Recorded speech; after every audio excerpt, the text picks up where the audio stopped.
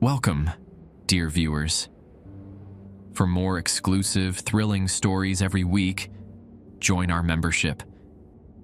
Sit back, relax, and sip your coffee. Enjoy.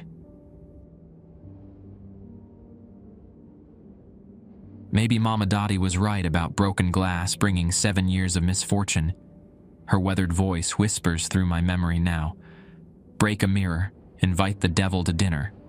Break a family heirloom, he'll move right in. I dismissed her warnings as small-town folklore until 3 weeks ago, when I knocked over my grandmother's crystal decanter, the one she carried all the way from Selma during the flood of '78. The sound it made wasn't just the tinkle of breaking glass. It was deeper, like something tearing. The jagged pieces caught the light in ways that made no sense, reflecting corners of my apartment I couldn't see from where I stood. That night, I dreamed of Willoughby Grove Mall for the first time. My name's Micah Dawes.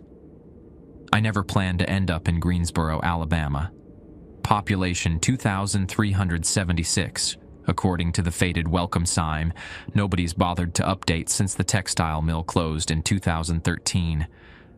I was passing through on my way to Birmingham after losing my job in Mobile. My ancient Corolla decided this backwater town was as good a place as any to give up the ghost, sputtering its last breath outside Mabel's Diner on County Road 61. The repair cost more than the car was worth. The mechanic at Hank's Auto, a man with nicotine-stained fingers and eyes that never quite met mine, told me it would take a week to get the parts. I needed somewhere to stay and money to pay for it all. Mall's hiring, the waitress at Mabel's mentioned, snapping her gum as she refilled my coffee. Night security. Nobody keeps that job long. Why not? I asked. She leaned in close, her voice dropping. Willoughby ain't right after dark. Never has been since they built it over the old Blackwood property. I've always been a skeptic. Ghost stories, superstitions, old wives' tales. They're what people cling to when they can't face reality. But I needed the money, and night security paid double the daytime wage. The mall manager, Raymond Fletcher, hired me on the spot. No background check, no references, just a desperate need to fill the position. Previous guy left without notice, he said, sliding a ring of keys across his cluttered desk. Third one this year. Raymond was thin to the point of gauntness, with a nervous habit of adjusting his too-tight collar. His office smelled of stale coffee and cigarettes, despite the no-smoking sign prominently displayed. Just make your rounds every hour, he continued. Keep the doors locked, and follow the rules. He handed me a folded paper. 7 rules typed in faded ink. These seem specific, I said, scanning the list. His fingers drummed against the desktop. Former head of security wrote them. Man worked here 30 years, knew the place better than anyone. Follow them to the letter, Mr. Dawes. I almost laughed. The rules read like something from a horror movie. Don't enter certain areas at specific times. Avoid reflective surfaces during the midnight hour. Never respond if you hear your name called from the food court after 3 a.m. Is this a joke? I asked. Raymond's expression remained flat. You want the job or not? The repair bill flashed in my mind. I needed this job for a week, maybe 2. How bad could it be? That first night, as I walked through the empty corridors of Willoughby Grove Mall, keys jingling at my hip, I told myself I was being paid to essentially do nothing. The place was a relic from the 1980s. Faded pastel tiles, dead plants in dusty planters, storefronts more empty than occupied. A sad monument to small-town America's decline. But as midnight approached, I began to notice things. The way sound carried oddly through certain sections. How the temperature dropped near the abandoned kiddie funland, despite the muggy Alabama heat outside. The persistent feeling of being watched. I told myself it was just nerves, new job jitters, the power of suggestion from those ridiculous rules. Then I heard the footsteps coming from a corridor I'd just checked, footsteps that stopped whenever I did. Maybe some of those rules made sense after all. And now, 3 weeks later, I understand why nobody keeps this job long. I understand the true cost of broken glass and ignored warnings. I understand that some rules aren't meant to be broken. Tonight marks the beginning of my 4th week at Willoughby Grove Mall. The repair shop finally called. My car is fixed, but now I can't afford to leave. 3 weeks of minimum wage barely covered my stay at the Bluebird Motel, where the sheets smell faintly of cigarettes and the shower runs rust-colored for the first 30 seconds. I've memorized the rules by now, carrying the worn paper in my breast pocket like a talisman. Each night, I trace the faded type with my fingertip before starting my shift at 10 p.m. Willoughby Grove Mall Security Protocol, Night Shift, Rule 1. Complete a full walkthrough before midnight. Lock all service entrances. The main doors must remain chained but unlocked. Rule 2. Stay out of the central fountain area between 12 a.m. and 2:37 a.m. Rule 3. If the lights flicker in sequence, west to east, proceed immediately to the security office and remain there for 27 minutes exactly. Rule 4. Never enter Kitty Funland after 1 a.m.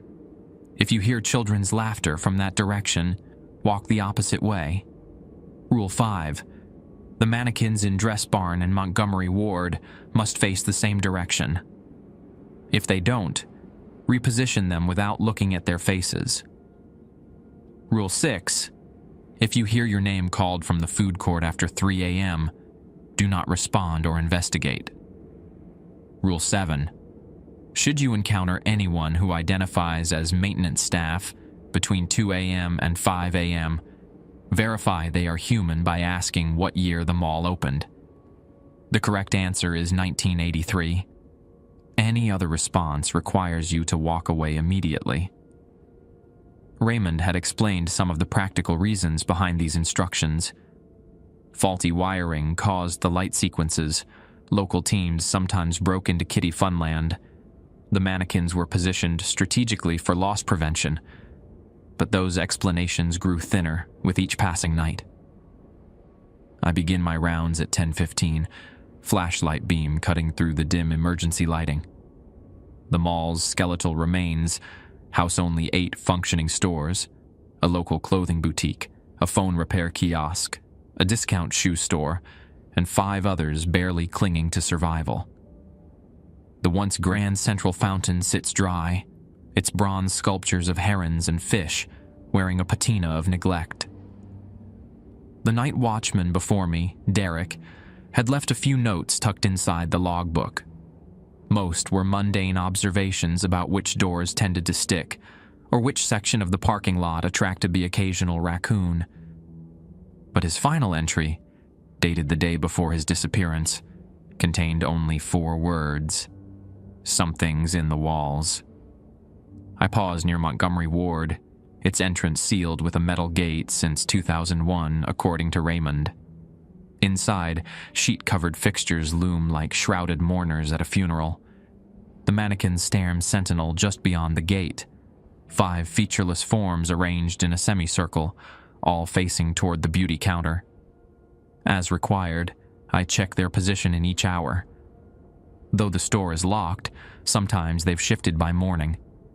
The radio at my hip crackles, startling me. We're not supposed to have outside communication during night shifts. Raymond had been clear about that. Something about signal interference with the security systems. I unclip it cautiously. Hello? Static hisses back at me then. My name emerges broken, fragmentary. Who is this? I demand, heart thudding against my ribs. The voice changes, becoming smoother, more confident. There's been an incident at the south entrance. Need assistance.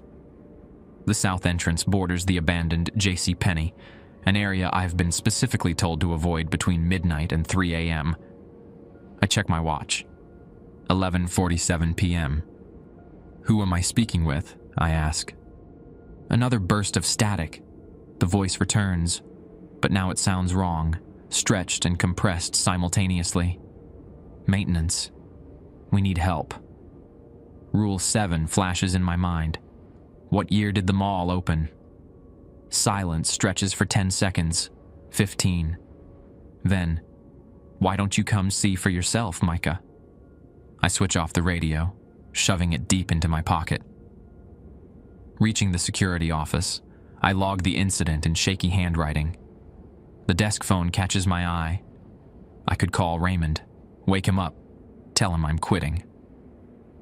But the thought of returning to unemployment keeps my hand from the receiver. The wall-mounted monitors display grainy feeds from the mall's 12 functioning cameras. Most show empty corridors and darkened storefronts. Camera 8, which covers the food court, flickers and goes dark for 3 seconds before resuming.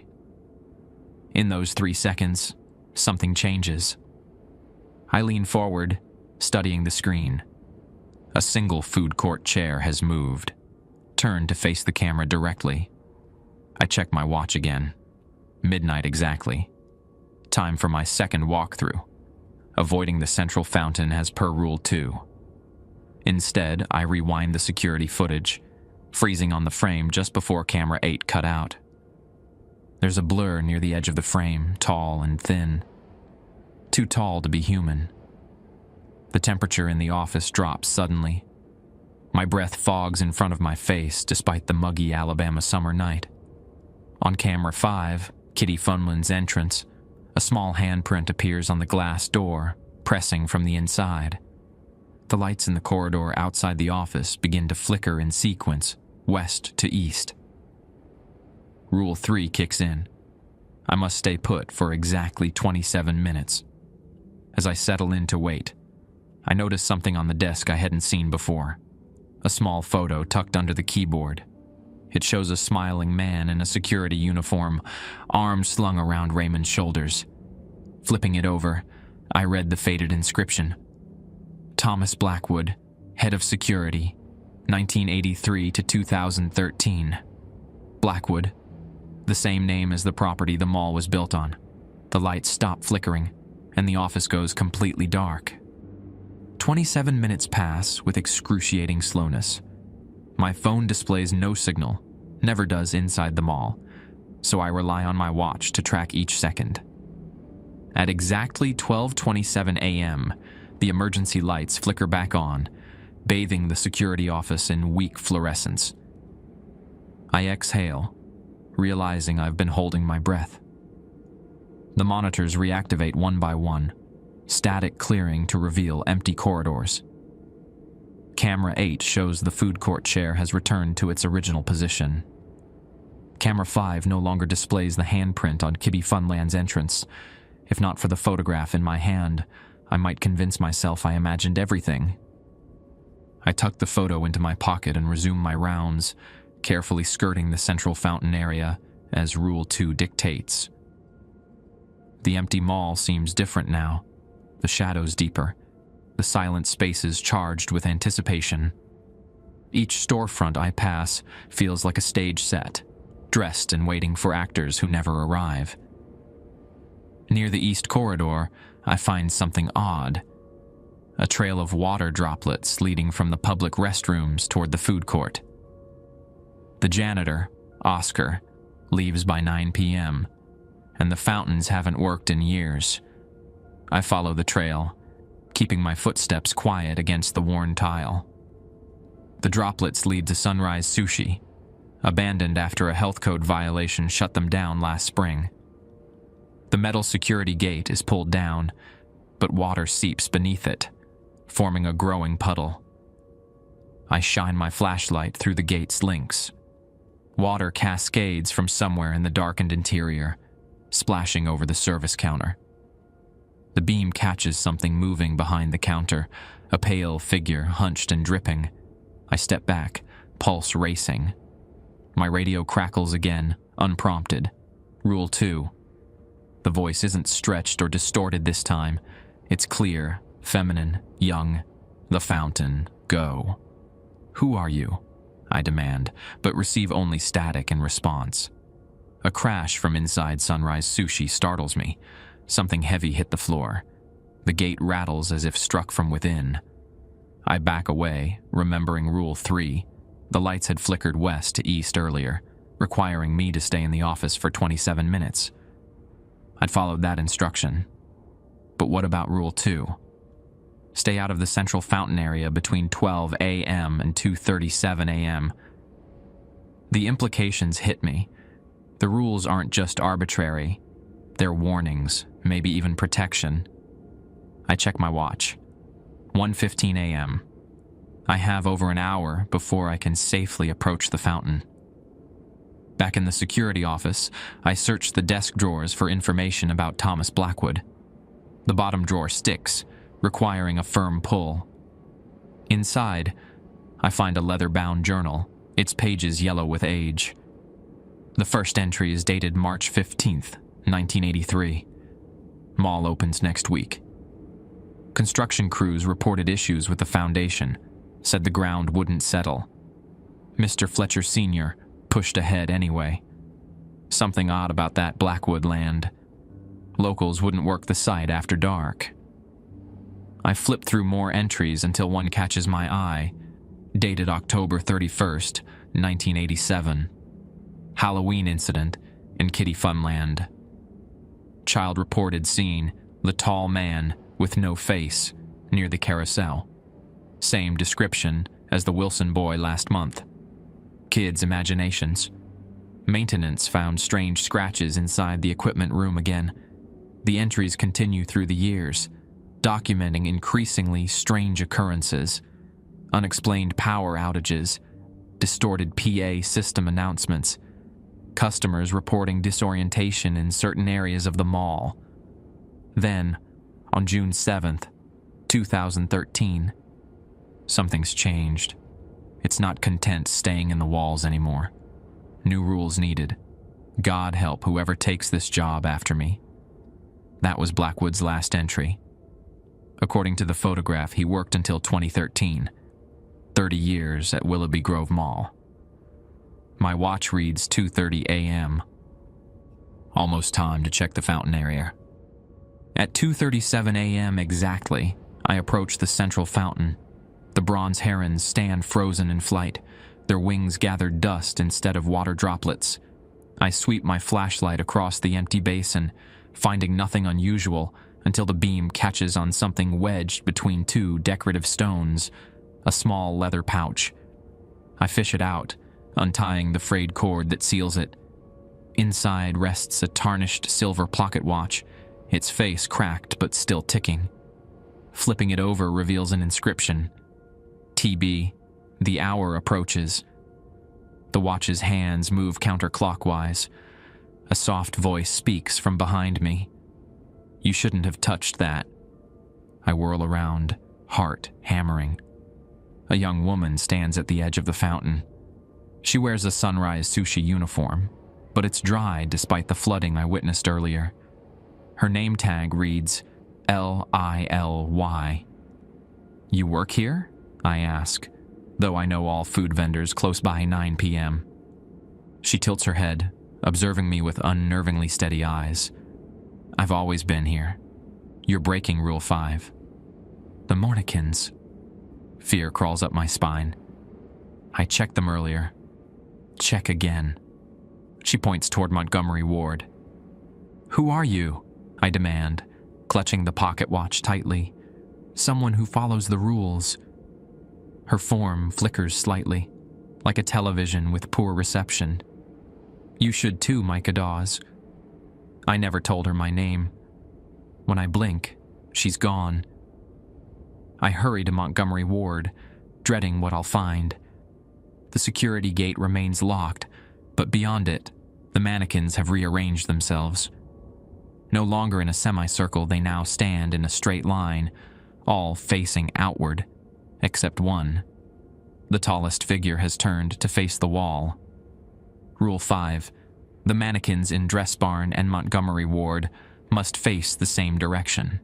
If they don't, reposition them without looking at their faces. I fumble with the keys, finding the one marked MW emergency. The lock turns with reluctance, as if the mechanism itself resists opening. Inside, the air feels dense, charged with static electricity that raises the hair on my arms. I approach the mannequins cautiously, focusing on their featureless heads from behind. The misaligned one stands rigid, its back to me. "Don't look at its face," I whisper to myself, gripping its shoulders to turn it back in line with the others. The mannequin resists, then yields suddenly, causing me to stumble. As it rotates, I catch a glimpse of something I shouldn't have. Where there should be a blank face, features have begun to form. Half-developed eyes, sunken deep in fibrous sockets, stare back at me. I recoil, dropping my flashlight. It rolls across the floor, beam sweeping wildly across the store before settling on the beauty counter. A man sits there, watching me. His security uniform matches the one in the photograph, but his face isn't right. The features shift subtly, never settling into a cohesive whole. "Thomas Blackwood?" My voice emerges as a croak. He smiles, an expression that spreads too wide, revealing teeth that appear too numerous. "You have something of mine." His eyes fix on the pocket watch in my hand. I back toward the exit, heart thundering in my chest. "The rules exist for a reason, Micah." Blackwood's voice echoes strangely, as if speaking through water. "Some things should stay buried." I flee, slamming the security gate behind me, fumbling with the lock. When I dare to look again, both Blackwood and the mannequins have vanished, leaving only empty space behind the gate. My watch reads 3:17 a.m., less than 3 hours until dawn. From the direction of the food court, someone calls my name. Rule 6. If you hear your name called from the food court after 3 a.m., do not respond or investigate. "Micah." The voice drifts through the corridor, plaintive and familiar. "Mom?" "No, that's impossible. My mother died 3 years ago from pancreatic cancer." "This is a trick. It has to be." I shove the pocket watch into my jacket and hurry in the opposite direction, toward the west wing. The voice calls again, this time mimicking my mother's southern drawl perfectly, adding a desperate edge that tugs at my memories. "Micah, baby, please help me. I'm lost." My throat tightens. I know it's not her. Can't be her. But the simulation is uncanny enough to make my steps falter. I duck into Spencer's gifts, hiding among displays of lava lamps and band t-shirts. Through the store's entrance, I watch the empty corridor, breath held. A figure shambles past, a woman in the hospital gown, IV stand dragging beside her. Her gait is uneven, painful. My mother's final days, recreated with sickening accuracy. "I know you're there," the thing wearing my mother's voice calls. "Don't you want to say goodbye properly this time?" I press my fist against my mouth, fighting the urge to respond. Tears blur my vision. I never got to say goodbye.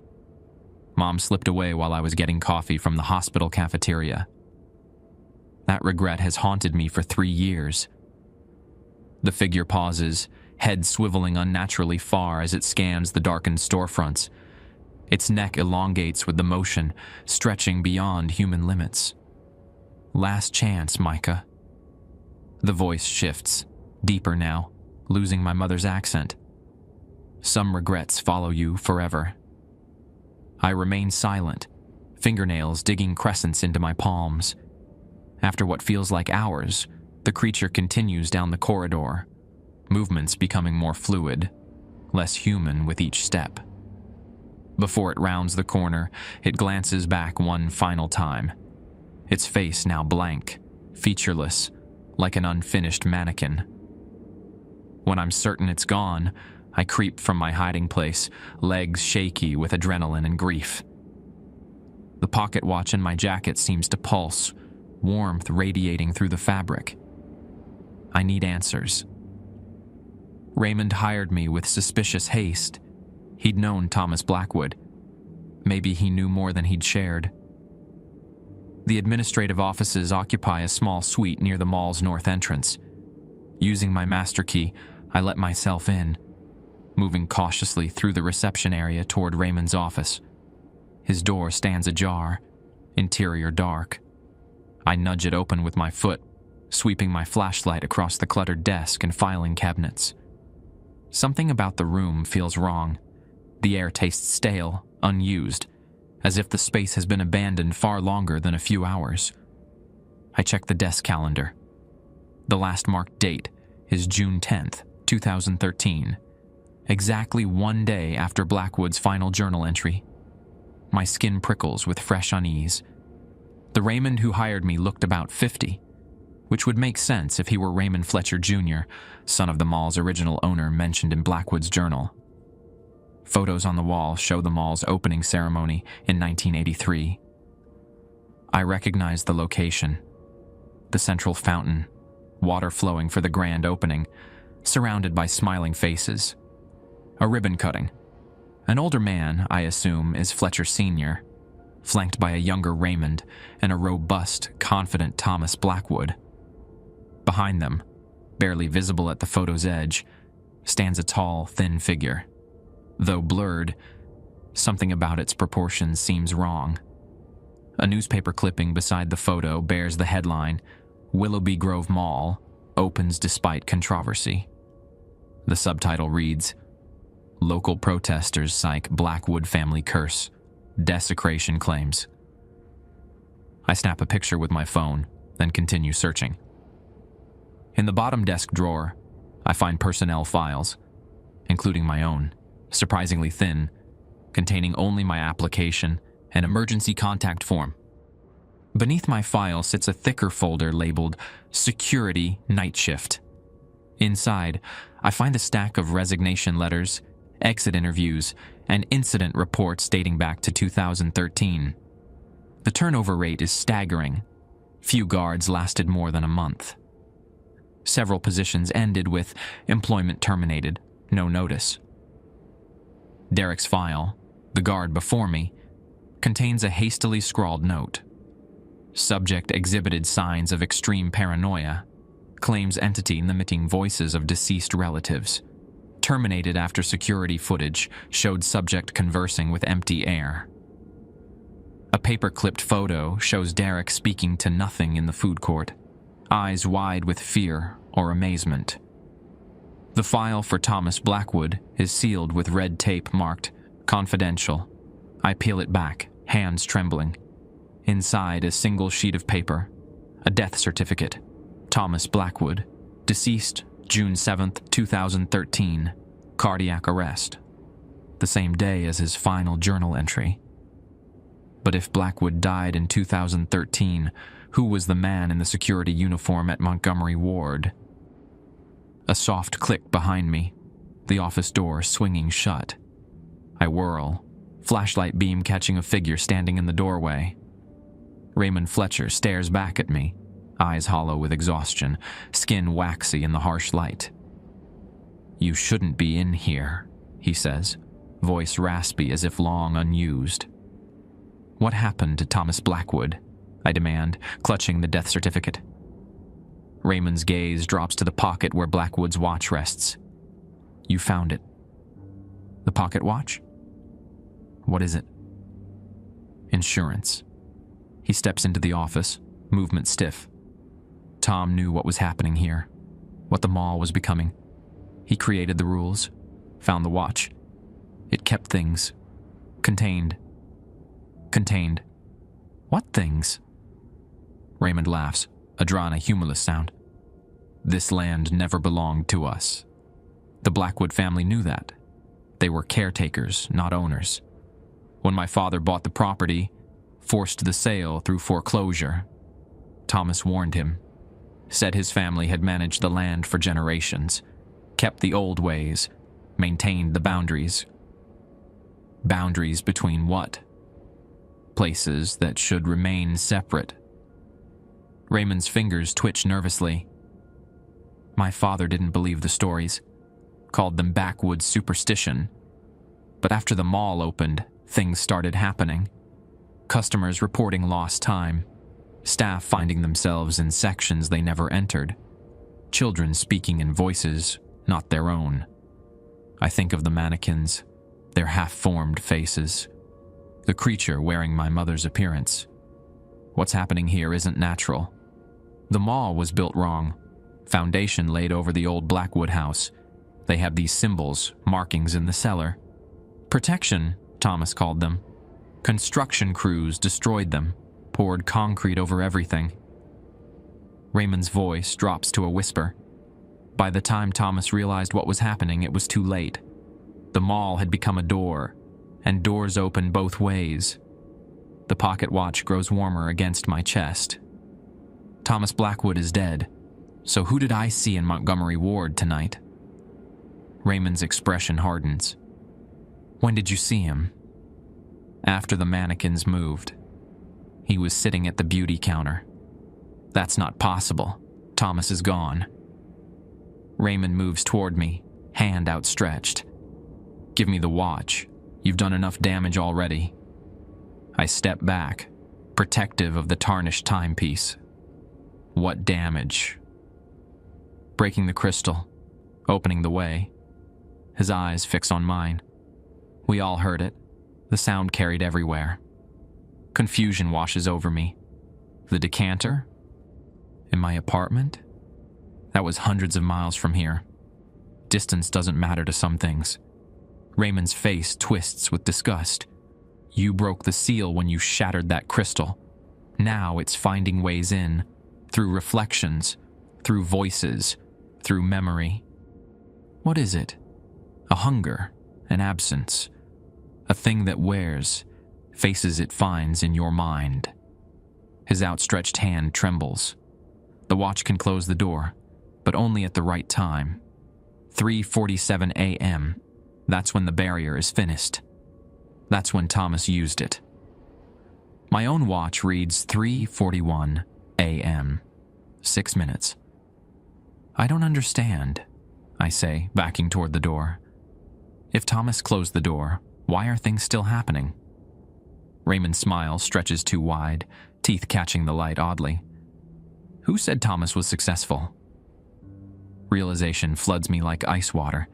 The man before me, his stiff movements, his fixation on the watch, his knowledge of precise times. This isn't Raymond Fletcher. You're not the mall manager, I whisper. I wear his face better than most, the thing admits, smile widening beyond human limits.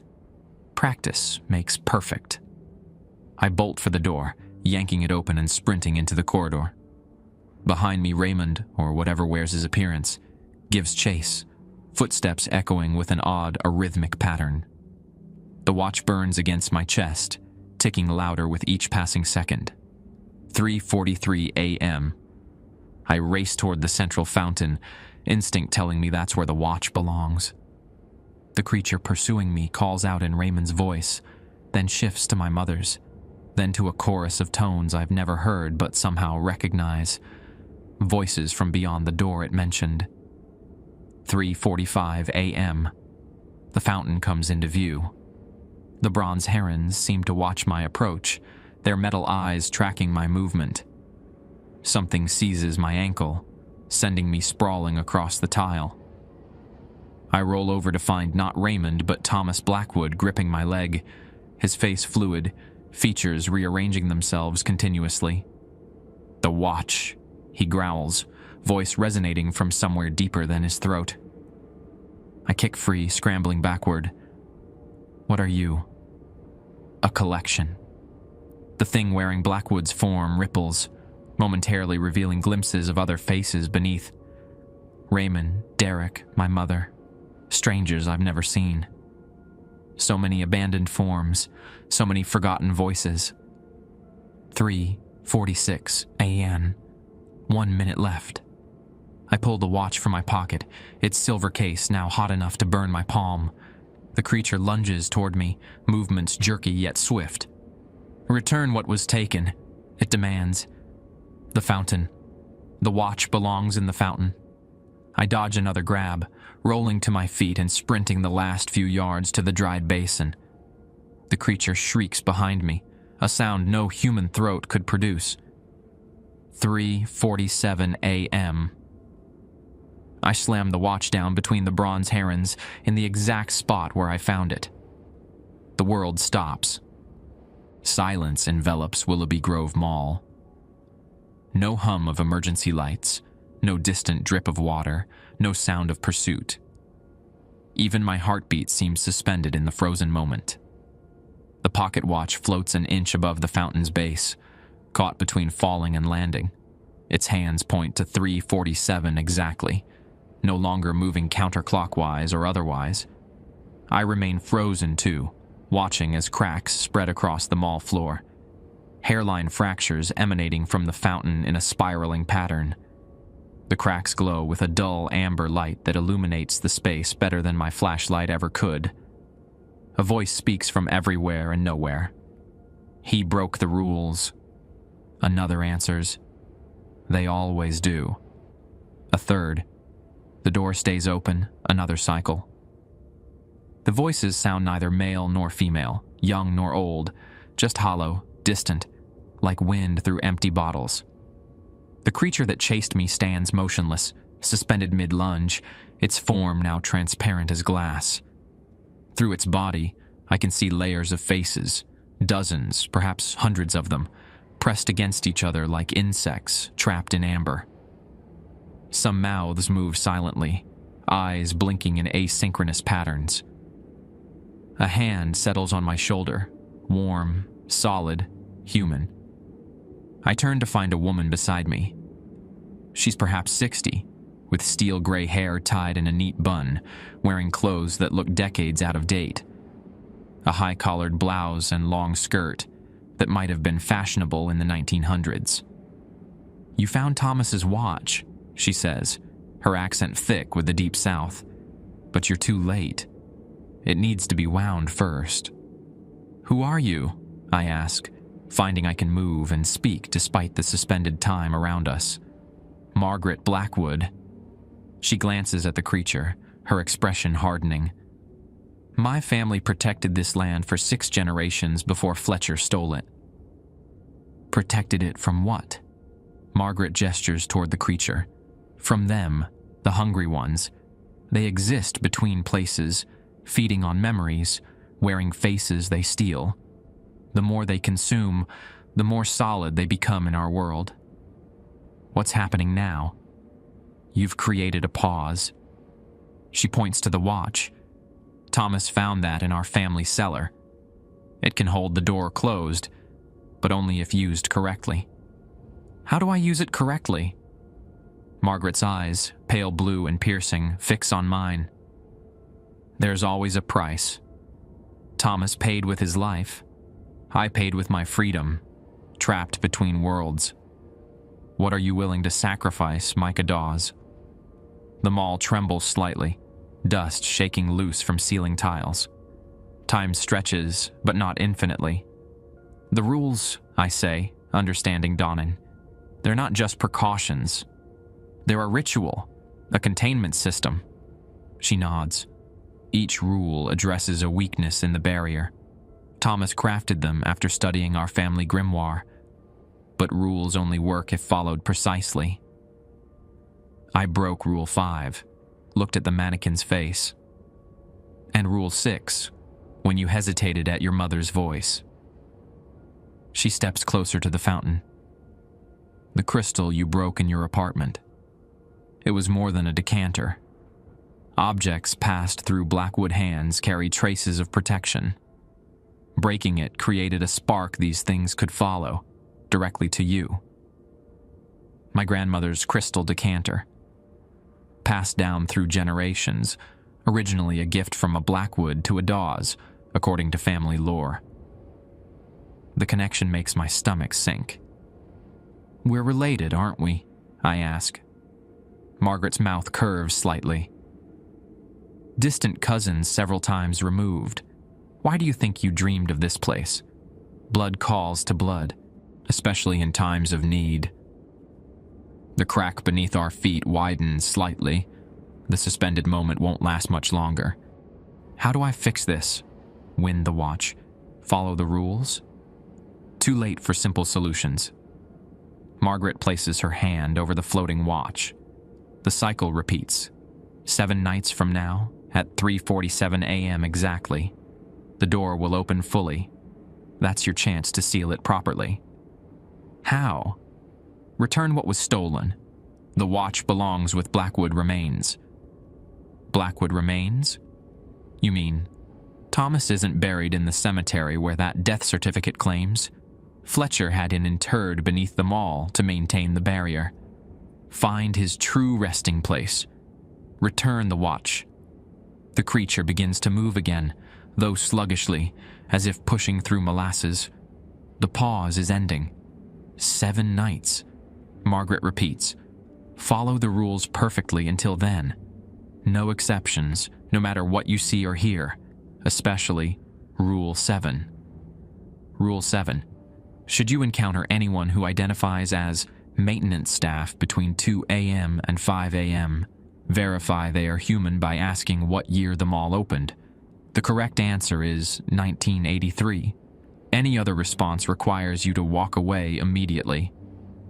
What happens if I fail? I ask. The hungry ones take permanent residence. They'll wear this town like a second skin, starting with those closest to the door. Her form begins to fade, becoming translucent like morning mist. Blood opened this path. Only blood can close it. The watch drops the final inch, landing on the fountain base with a resonant ring that spreads through the mall like a shockwave. Time resumes. The creature, the hungry one, completes its lunge, passing through the space where I stood a moment before. I've somehow shifted 3 feet to the left, Margaret Blackwood's final act of protection. It howls in frustration, a sound that splits into multiple voices partway through. The amber-lit cracks along the floor pulse once, twice, then fade, leaving us in darkness broken only by emergency lights. 7 nights. It hisses, its form billowing like smoke before solidifying again into Thomas Blackwood's appearance. We'll be waiting, Micah Dawes, all of us. It retreats, movements fluid now, almost graceful, melting into shadows near Montgomery Ward. I collect the watch with shaking hands, its metal now cool to the touch. The hands tick normally, matching my wristwatch, 3:50 a.m. For the remainder of my shift, I follow every rule without deviation. No more exploration, no more searching for answers. I complete my hourly rounds, avoiding the specified areas at the mandated times, checking that the mannequins remain properly aligned. When 6 a.m. arrives, I'm seated in the security office, documentation of the night's events carefully omitted from the logbook. Raymond, or whatever wears his face, arrives exactly on time, expression neutral, movements once again human. Anything to report? He asks, voice betraying no hint of our earlier confrontation. Nothing unusual. I lie, the watch heavy in my pocket. His eyes linger on my jacket, where the watch rests hidden. Good. See you tonight, then? It's not really a question. We both know I'll return. I have to, if I want to end this. Tonight, I confirm. Outside, the Alabama sun rises over Greensboro, painting the empty parking lot in deceptively cheerful hues of gold and pink. Locals begin their days, unaware of what lurks inside their struggling mall, behind the faces of people they've known for years. At the Bluebird Motel, I lock the door, place the watch on my nightstand, and pull out my phone. No reception inside the mall, but out here, I have 4 bars. I search Blackwood family Greensboro, Alabama history. The results load slowly, rural internet struggling with the query. Finally, a local historical society page appears, featuring a black and white photograph of a large Victorian house. The caption reads, Blackwood Estate, circa 1897, demolished 1982, to make way for commercial development. Further down the page, a section titled Local Legends mentions the Blackwoods as keepers of old ways, with a curious family cemetery located on their former property, a property now buried beneath Willoughby Grove Mall. I have 7 days to find Thomas Blackwood's real grave, hidden somewhere within the building where I'll spend my nights. 7 days to master the rules that keep the hungry ones at bay. 7 days before the door opens completely. Sleep eludes me, despite my exhaustion. Every time I drift off, I jerk awake at phantom sounds. My mother's voice calling my name, scratching at the motel door, the tick-tick-tick of a watch that sits silent on my nightstand. By noon, I give up and drive into Greensboro proper. The town center consists of a courthouse square surrounded by brick buildings, housing a pharmacy, a hardware store, and Mabel's Diner. American flags hang limp in the humid air, and elderly men occupy benches in the shade of ancient oak trees. At the county library, a small brick building with founded 1921 etched above its entrance, a middle-aged librarian named Beth helps me navigate their local history section. The Blackwoods? She raises an eyebrow. That's an old family name around here. Died out mostly, though a few distant relations might still be scattered about. Why the interest? I fabricate a story about researching Alabama folklore for a college paper. Beth seems skeptical, but leads me to a shelf of leather-bound records and town histories. The Blackwoods were different, she says, selecting a volume titled Hale County Families, 1850 to 1950.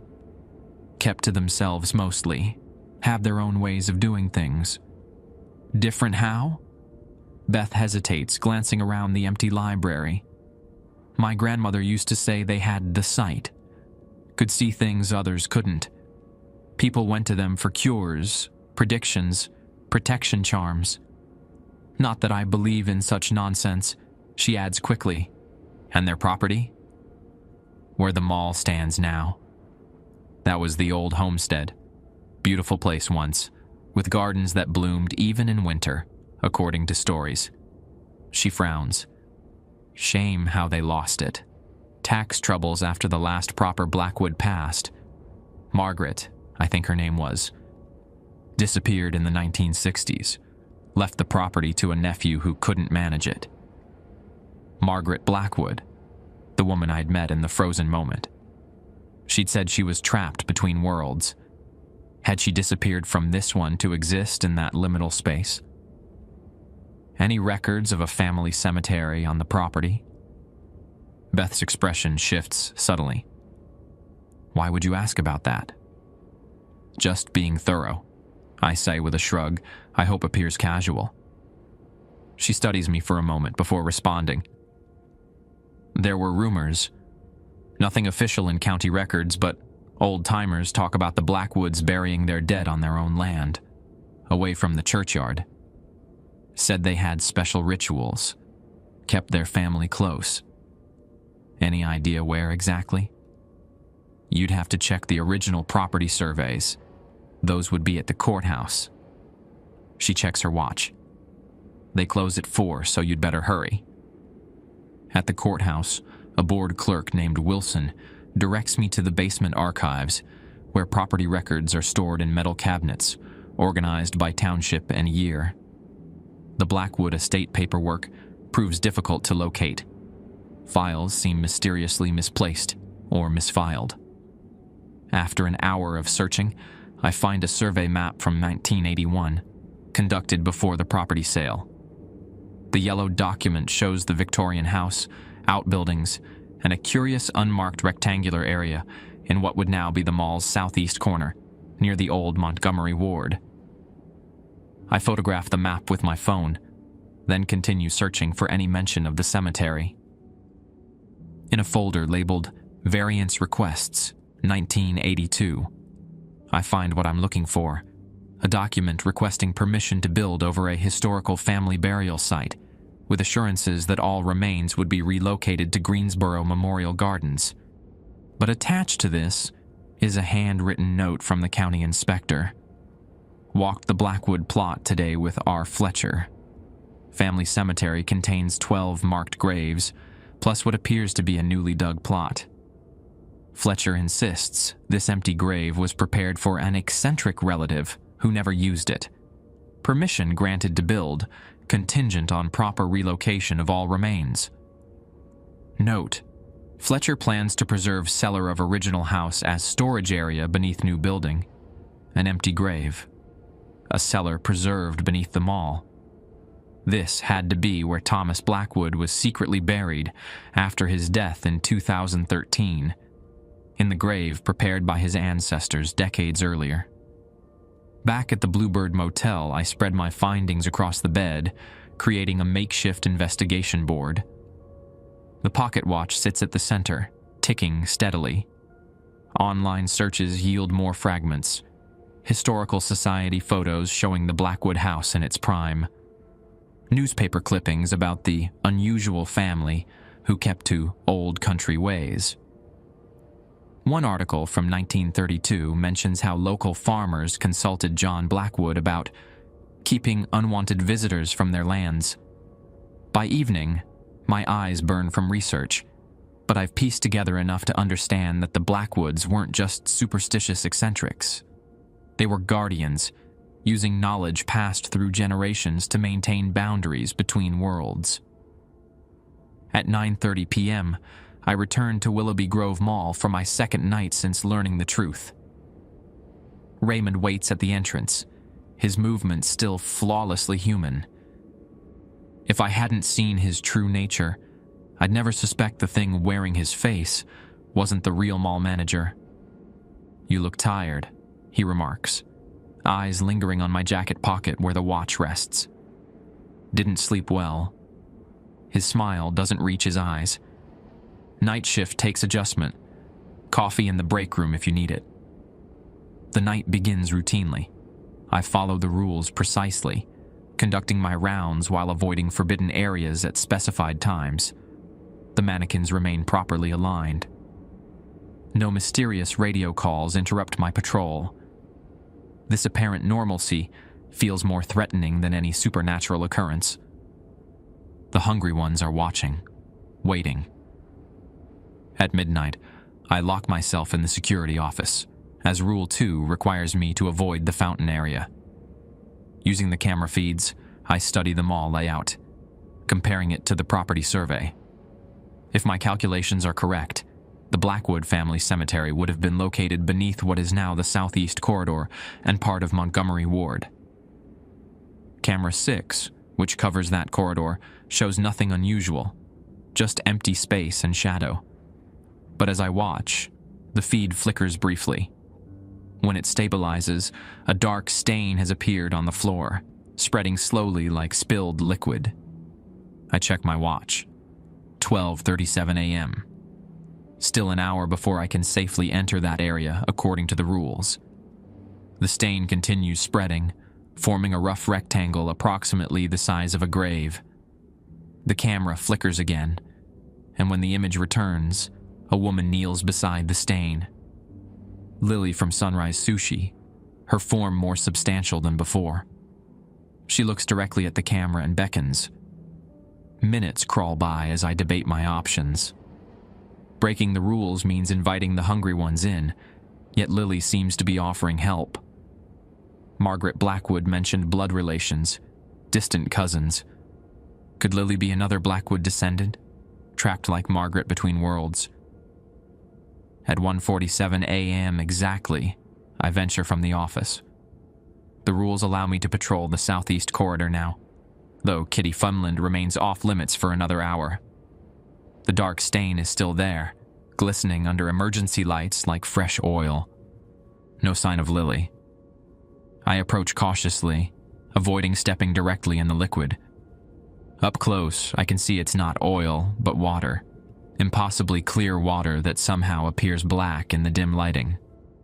I kneel beside it, reaching out tentatively. Before my fingers make contact, Lily's voice speaks from behind me. The water comes from below, from the old house well. I turn to find her watching me, her sunrise sushi uniform replaced by clothes similar to Margaret's, old-fashioned, from another era. "You're a Blackwood," I say. Not a question. She nods. "Elizabeth Blackwood. Lily to friends and family. I died in 1927, the casual way she states that sends chills through me. Are you, like Margaret, trapped between worlds? We all are, in our way. The Blackwoods who died on this land remain connected to it, neither fully here nor gone." She gestures to the water. This shows where the passage lies, the original cellar entrance. To Thomas Blackwood's grave, to all our graves. Her expression hardens. Fletcher built over our resting place, but he kept access to the cellar. He needed to. The barrier requires maintenance. What kind of maintenance? Lily's form flickers slightly. Blood remembers blood. Every month since the mall opened, a Fletcher has fed the barrier. Small sacrifices to keep bigger hungers at bay. My stomach turns. Animal sacrifices. Her silence answers my question. But it wasn't enough. I continue, understanding dawning. The barrier weakened anyway. Thomas tried to reinforce it when he realized what was happening. He used the watch, bound himself to the boundary. It worked for a time. Lily looks down at the spreading water. But the mall is dying now. Stores closing, people leaving. The energy that helped maintain the barrier is fading. And the hungry ones are getting stronger. She nods. They've been wearing the Fletchers for generations, wearing Thomas now. Soon they'll wear everyone in Greensboro if the door opens fully. The dark water continues to spread, now covering several floor tiles. Is this the way down? To the cellar? One way. There are others. The original house had passages that still exist, hidden in the mall's structure. Service corridors that don't appear on any blueprint. Can you show me? Lily shakes her head. Not tonight. Too dangerous with them watching. The stain will recede by morning. Return tomorrow night. Follow it when it appears again. But be careful. They'll know what you're planning. Who exactly are they? Margaret called them the hungry ones. They're gaps, absences, things that exist in the spaces between worlds, hungry for substance. They feed on memories, on faces, on lives, trying to become real. Her form wavers, becoming temporarily transparent. I have to go. Dawn approaches in their realm. Wait, how do I find Thomas's grave once I'm below? The watch will guide you. Blood calls to blood. She begins to fade. Be careful who you trust, Micah. Even familiar faces lie. As she vanishes completely, a noise from the direction of Kitty Funland draws my attention. Children's laughter, faint but distinct. Rule 4 warns against investigating such sounds after 1 a.m. I retreat to safer ground, continuing my patrol of permitted areas while formulating a plan. I need to find the cellar entrance, navigate to Thomas Blackwood's grave, and return the watch, all while following the rules precisely to keep the hungry ones at bay. The remainder of the night passes without incident, though I catch glimpses of movement at the edges of my vision, shapes that vanish when I turn to look directly at them. The dark water stain recedes as promised, leaving the floor dry by morning. Raymond arrives at 6 a.m., conducting our shift change with the same artificial pleasantness as before. "See you tonight," he says, the statement once again carrying the weight of certainty. As I walk to my car, the rising sun illuminates the mall's facade, revealing something I hadn't noticed before. Subtle architectural elements that echo the design of the Victorian house from the historical photos. The Fletchers hadn't just built over the Blackwood property. They'd incorporated pieces of it, perhaps unknowingly preserving pathways between worlds. 6 nights remain before the door opens fully. Day 3 brings a new complication. My car is ready. Hank's Auto calls at noon, the mechanic's gruff voice informing me my Corolla's fixed. New alternator, fresh belts, fluids topped off. Total cost just under what I've earned so far at the mall. "You coming to pick it up today?" he asks. I hesitate. The simplest escape route now lies open. Pay for the car, drive away, leave Greensboro and its haunted mall behind. Forget about 7-day cycles and hungry entities wearing human faces. But the pocket watch pulses warmly in my pocket, a reminder of unfinished business. If I leave now, the door opens in 6 days. Whatever emerges won't stay contained in rural Alabama forever. "I'll get it tomorrow," I tell him. "Need to cash my paycheck first." After hanging up, I spend the afternoon at the library again, digging deeper into Blackwood family history. Beth the librarian watches me curiously, but asks no questions as I pore over crumbling ledgers and handwritten accounts. A journal from 1897 yields valuable information. A Blackwood ancestor describing the construction of their home, with special attention paid to the cellar, reinforced the foundation stones with markings passed down through our line.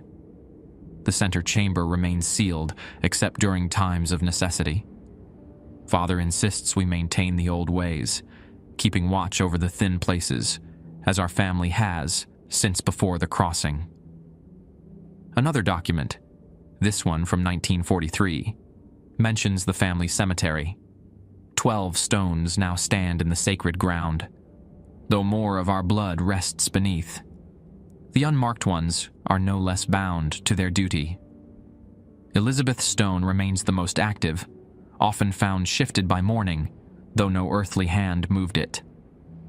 Elizabeth, Lily, died in 1927, but was apparently restless, even in death. And what did active mean in the context of a gravestone? By evening, my research has yielded a rough map of the original Blackwood property, with the house, cellar, and family cemetery marked in relation to the current mall layout. If accurate, the cellar entrance should be accessible somewhere near the southeast corridor, possibly through a storage area or utility room. I arrive for my shift early, hoping to speak with the evening janitor, Oscar, before he leaves. I find him emptying trash cans near the food court, a wiry man in his 60s with skin tanned to leather from decades of outdoor work.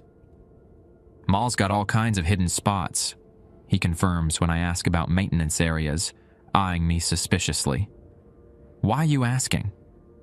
I manufacture a story about tracking down the source of a water leak. Noticed some dampness near the southeast corridor last night. Oscar's expression shifts subtly. Southeast wing's always been trouble. Management sealed off most of the old access points years ago, but water finds a way through. Always does.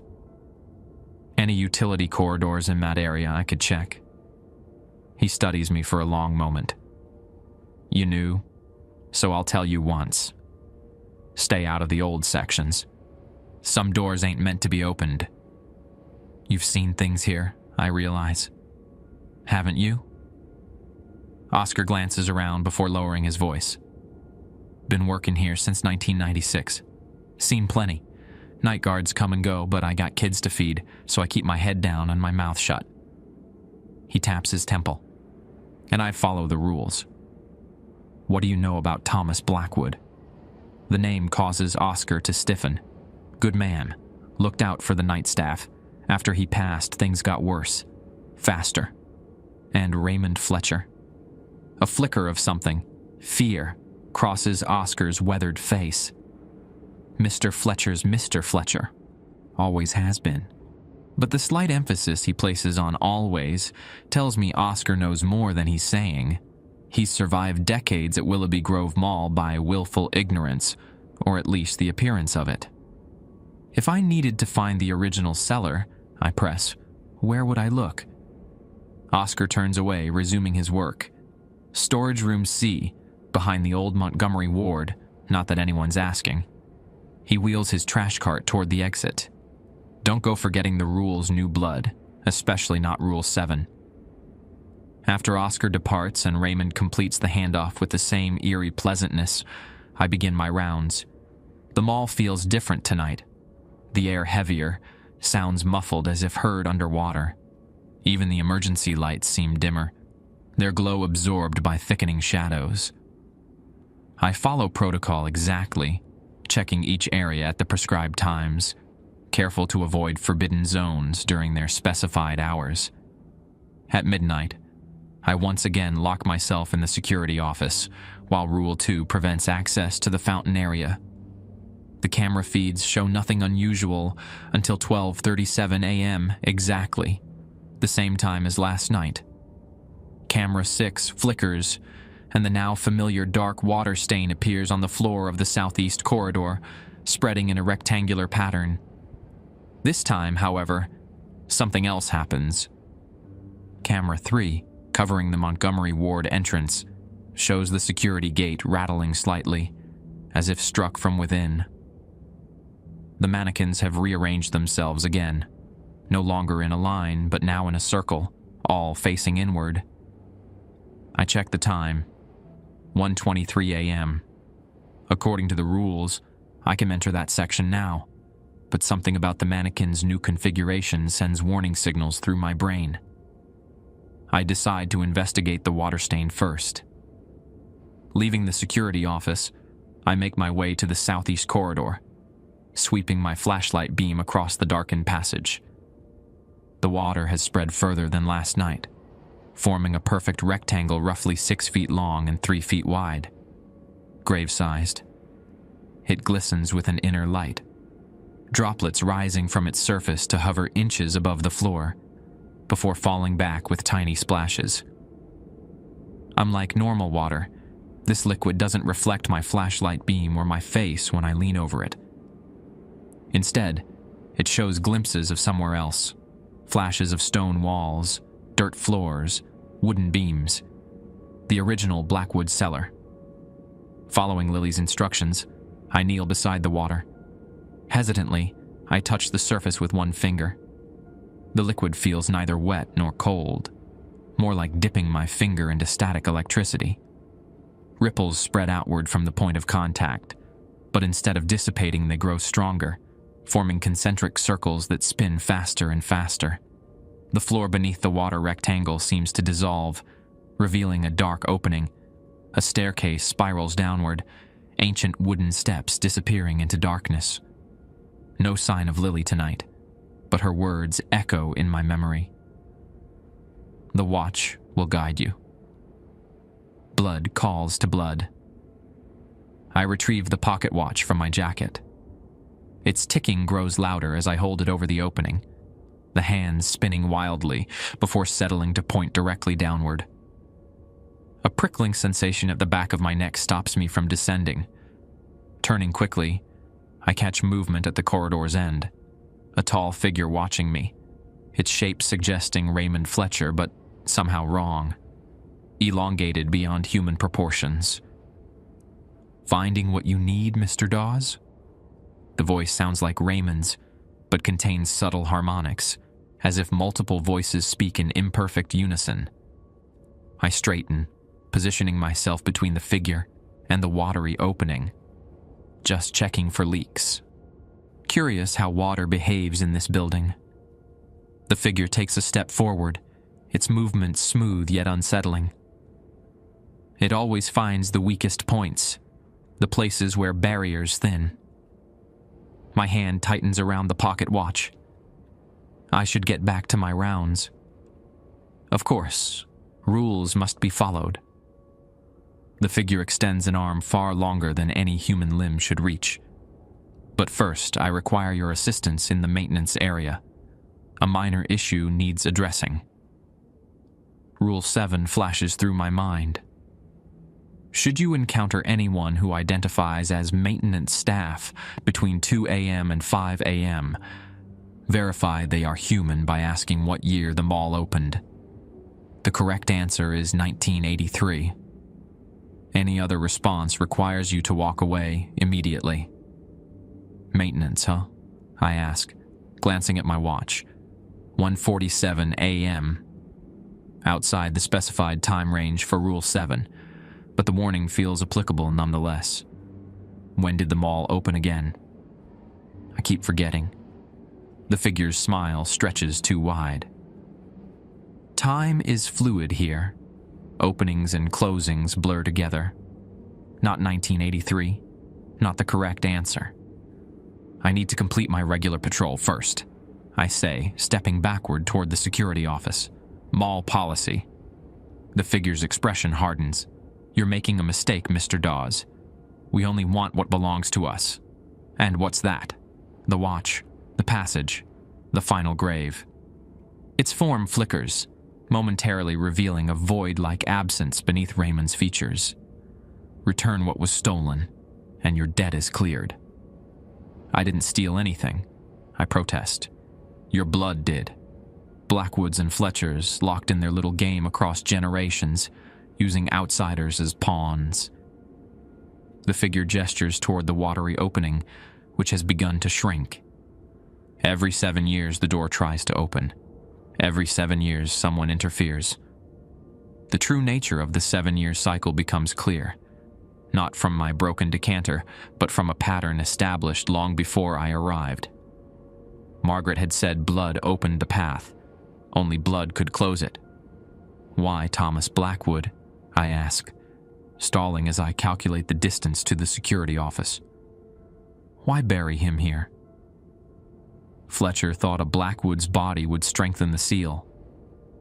A harsh laugh escapes the figure. He didn't understand that Thomas had already given us access, had already let us wear him on occasion. Poor Thomas. So desperate to maintain the barrier that he invited us in, just a little. The water rectangle has shrunk to half its original size, the staircase fading from view. Soon the passage will close completely. I have to go, I say firmly, taking another step backward. We'll find you regardless. The figure's voice fragments into multiple tones. 6 nights remain. The cycle completes. The door opens, and we will wear this town like a second skin, starting with you, Micah Dawes. I turn and run, not looking back even as the corridor temperature plummets and the emergency lights flicker. Behind me, a sound like tearing fabric fills the air, followed by skittering noises across the floor and walls. Reaching the security office, I slam the door, engaging all 3 locks. The pocket watch burns against my palm, its ticking now a desperate, arrhythmic patter. On the monitors, Camera 6 shows the water stain vanishing completely. Camera 3 displays the mannequins at Montgomery Ward, back in their original positions, but now all facing the camera directly, as if watching me. 5 hours until dawn. 6 nights until the door opens fully. And somewhere beneath Willoughby Grove Mall, Thomas Blackwood's grave waits to receive the watch that might seal the barrier, if I can reach it in time. Morning arrives with the taste of defeat. I survived the night by barricading myself in the security office after my encounter with the thing wearing Raymond's face, abandoning my usual rounds. The rules went unfollowed. The barriers weakened further. Raymond appears at 6 a.m., expression placid, movements once again perfectly human. If he, or the entity within him, remembers our confrontation hours earlier, he shows no sign. Rough night? He asks, noting my disheveled appearance. Just tired, I mutter, avoiding eye contact. The pocket watch seems to burn against my chest, sensing its adversary nearby. Perhaps you should rest today. His smile doesn't touch his eyes. Conserve your energy for tonight's shift. 5 nights remain. The urgency of my situation grows with each passing hour. Instead of returning to the Bluebird Motel, I drive my newly repaired Corolla to the Greensboro Historical Society, a small white clapboard building staffed by elderly volunteers. The woman at the reception desk introduces herself as Martha Winters, her silver hair styled in an immaculate bob. "Blackwood family?" she repeats when I inquire. "No, that's a name I haven't heard in some time. Funny you should ask. We just had someone else in here yesterday asking about them." My pulse quickens. "Who?" "Raymond Fletcher, from the mall. Said he was researching local history for some anniversary event." Martha adjusts her glasses. Seemed particularly interested in their burial records. Raymond, or whatever wears his face, is searching for the same information I am, perhaps trying to relocate Thomas Blackwood's grave before I can find it. Martha leads me to a small research room lined with filing cabinets and bookshelves. The Blackwoods were quite prominent until the mid-20th century. Their estate predated the Civil War. She retrieves a letter album containing photographs of prominent Greensboro families. The Blackwood section features several group portraits spanning decades. Stern-faced men and women standing before the Victorian house I recognize from previous research. One photo from 1925 shows a young woman in her early 20s, her expression softer than the others. The caption identifies her as Elizabeth Lily Blackwood. "That's the one who died young," Martha remarks. "Tuberculosis, I believe. A shame she was engaged to be married. The Lily I met in the mall appeared older, perhaps in her 30s. Had she aged somehow in death? Or was the entity I encountered not truly Elizabeth Blackwood?" Another photograph from 1960 captures an elderly woman I immediately recognize as Margaret Blackwood. She stands alone before the family home, expression severe, one hand clutching what appears to be the same pocket watch now in my possession. "Margaret was the last of the direct line," Martha explains. "Disappeared without a trace in 1962. The property fell to a distant nephew who couldn't keep up with the taxes. That's when Fletcher's father swooped in. The Blackwoods had unusual beliefs, didn't they?" I probe carefully. "About protection and boundaries?" Martha's expression shifts subtly. "Every old Southern family has their peculiarities. The Blackwoods kept to themselves mostly. Some called them conjurers or seers, but that's just small-town gossip."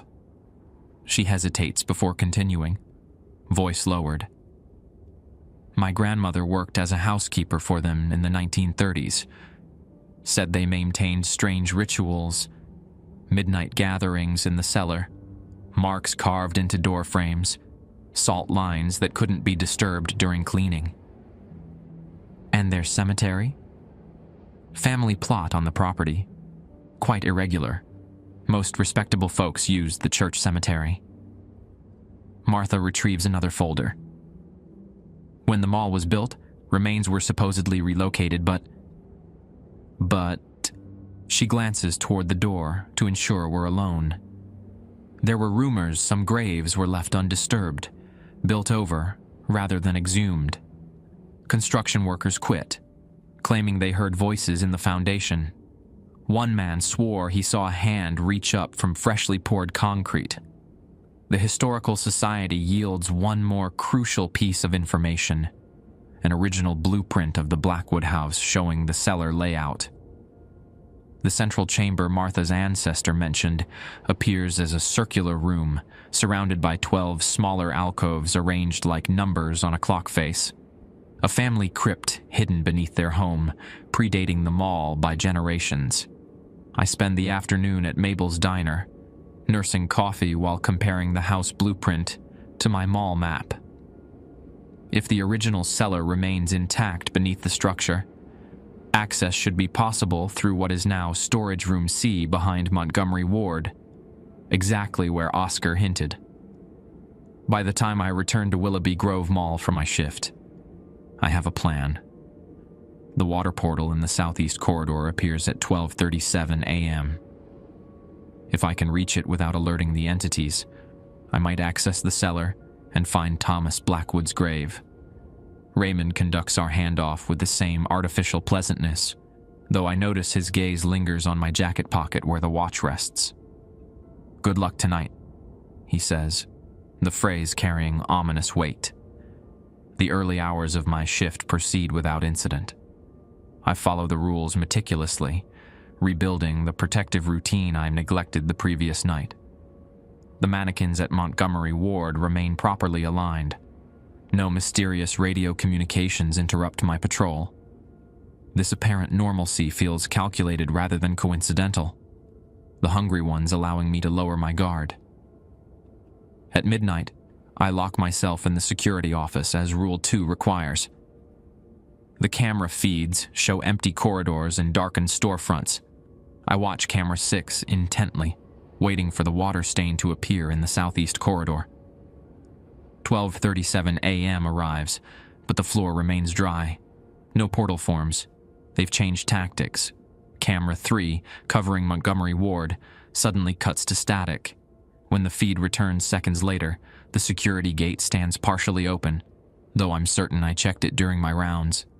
A trap, almost certainly. But also, potentially, my only access point to the cellar below. I check my watch. 12:42 a.m. According to Rule 2, I cannot approach the central fountain area until 2:37 a.m. Rule 4 prevents entry to Kitty Funland after 1 a.m. Rule 5 requires me to reposition any misaligned mannequins at Montgomery Ward. The rules themselves might provide cover for my investigation. I leave the security office, proceeding cautiously toward Montgomery Ward. The corridor feels wrong. Temperatures shifting wildly from freezing to uncomfortably warm within steps. The emergency lights flicker, but don't follow the west to east pattern that would trigger Rule 3. The security gate at Montgomery Ward stands ajar exactly as the camera showed. From within, familiar voices call out. My mother, Raymond. Even my own voice repeating phrases I've spoken since arriving in Greensboro. "Micah, the watch belongs here," my mother's voice calls. "Bring it home." I ignore the voices, focusing instead on locating storage room C. According to my research, it should connect to the original cellar entrance. The department store remains largely as I last saw it.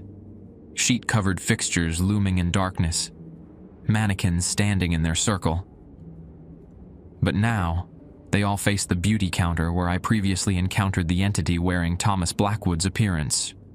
Behind the counter, a door marked Storage C Authorized Personnel Only stands slightly open, golden light spilling from within.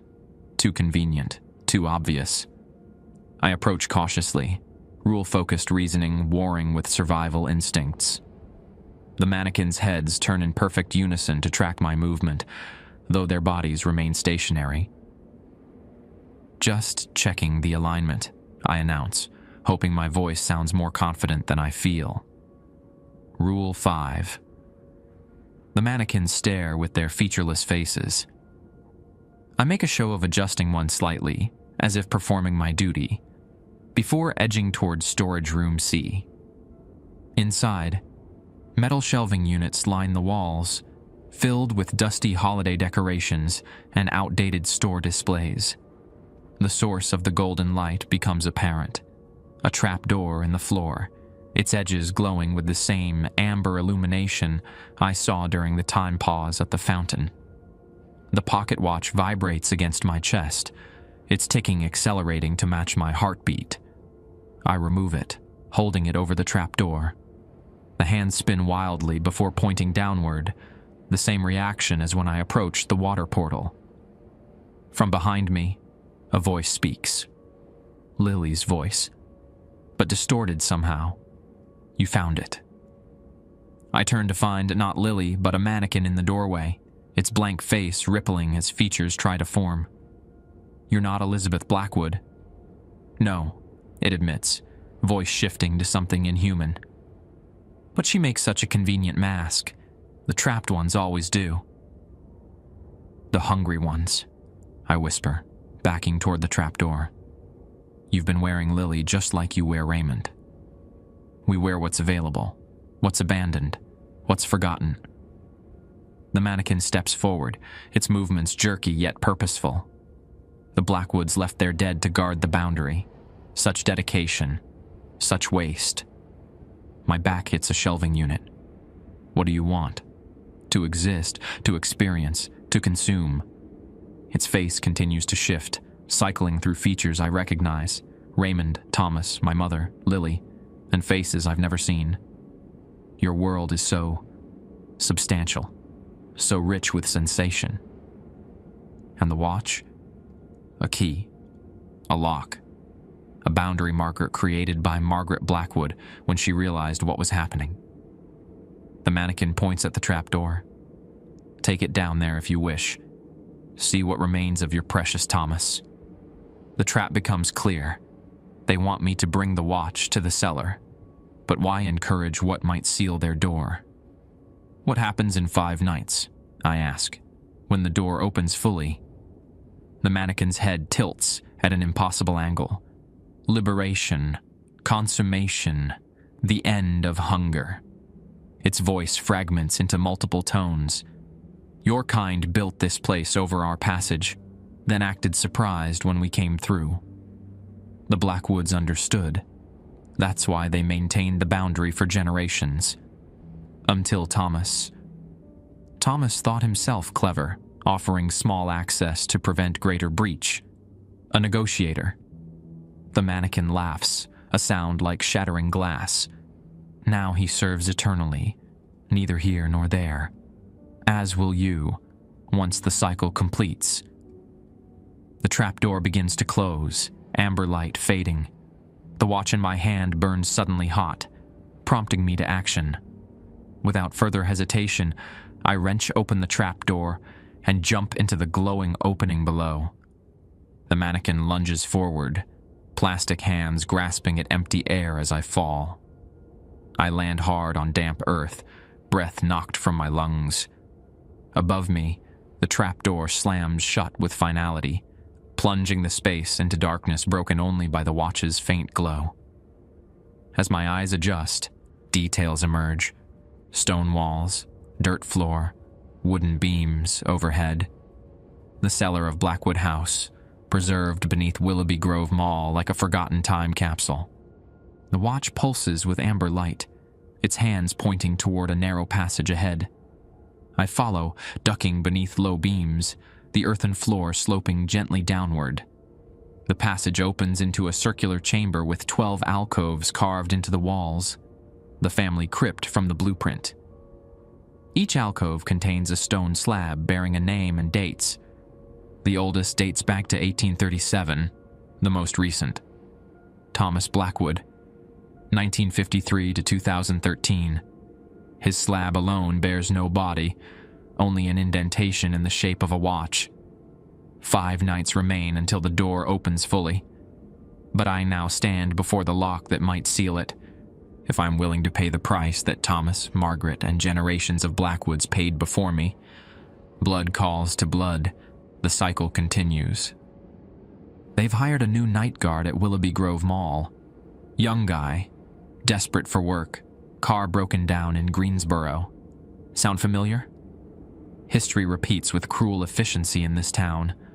I watch him from across Mabel's diner, sipping coffee that's grown cold. His name is Alex. He doesn't know me, but I know exactly what Raymond told him during the interview, what rules were handed to him on a folded sheet of paper.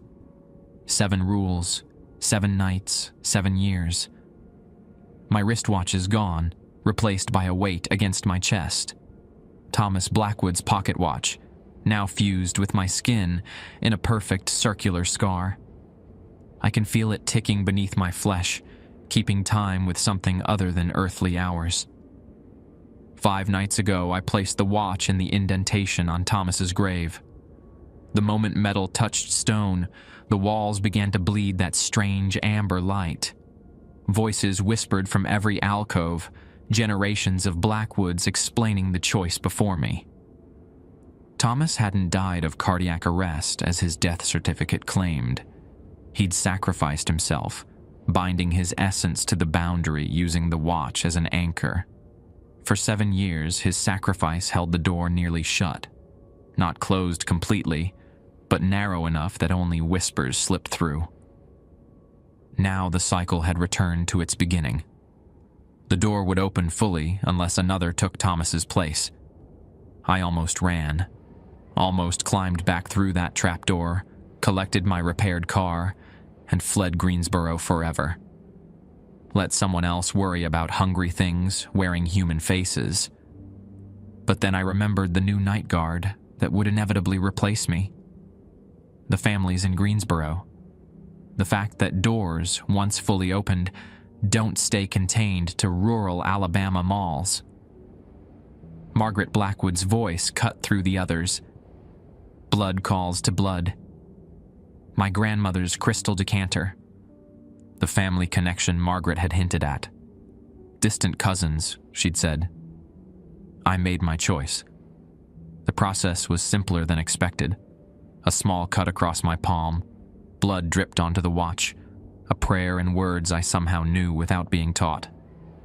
The sensation of being stretched between places, between states of being. I still walk the earth, still eat and drink and breathe. But I'm tethered now, anchored to the boundary by the watch embedded in my chest. Not fully here, not fully gone. Raymond, the real Raymond Fletcher, returned to himself once the boundary strengthened, the thing wearing him forced back across the threshold. He remembers nothing of the past 7 years. The town calls it a miraculous recovery from early onset dementia. I submitted my resignation the next morning. No one questioned it. Night guards never last long at Willoughby Grove Mall. Now I spend my days researching what remains of Blackwood family documents, learning the old ways, understanding my inheritance.